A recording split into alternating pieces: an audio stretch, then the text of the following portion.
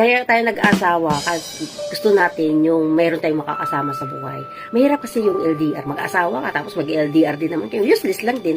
Lalo pa, ako tumatanda na ako. Ayoko na ng LDR. Sana makahanap ka na ng makakasama mo sa buhay. Pag nag-for good ka na dito sa Pinas, para happy, di ba? Amping lang mo yun. Alam nyo, makikilala nyo. Alam nyo, ipapublic ko naman yun eh.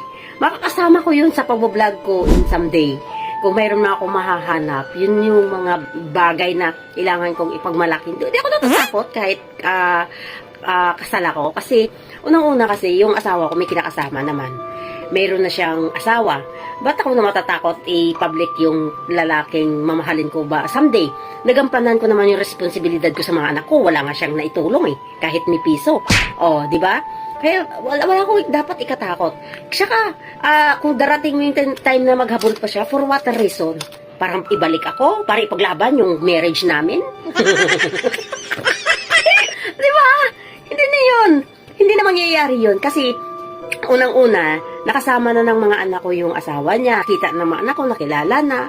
Di ba? Wala na. Alam nyo, ako, I'm free. I'm free for anybody. For anyone. Kasi, wala na akong dapat katakutan pa. Yung asawa ko, may asawa na. Yung kinakasama niya, naging kaibigan ko. Nakilala ko na. Nag-usap na kami in personal. Sila pa nga yung nag-settled sa akin eh. Nung nagkita kami ng babae. Sinittled niya pa ako. Tinanong niya pa talaga ako kung anong status ko sa asawa ko. So, sinabi ko naman sa kanila, wala na akong pakialam. Yung basta, wag niyo na lang akong pakialaman. Kaya ako, finulfill ko yung responsibilidad ko sa mga anak ko. Pinagtapos ko sila, pinag-aral ko sila, nagtiis ako, naghirap ako, nagtiyaga ako. Kaya for now, siguro mahaba-haba na yung panahon kong na pinagod yung sarili ko ba sa mga obligasyon. Siguro it's time to myself. Kaya I'm finding. Totoo. Sabi nila, hintayin mo lang, darating hindi eh. Sa panahon ngayon, kailangan mo lumandi.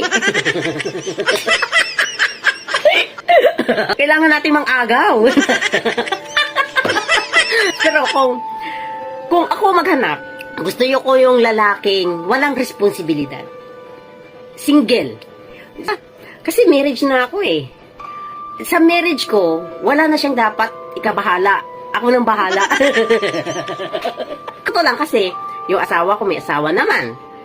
Yung mga anak ko, napagtapos ko naman. Wala kang dapat katakutan. Kaya gusto ko sa lalaki single, hindi kasal, walang responsibilidad. Yung stick one. Stick one ka lang sa akin dapat. Kasi alam niyo, di ba? Ba't pa tayo maghahanap ng lalaking lulukuhin na naman tayo?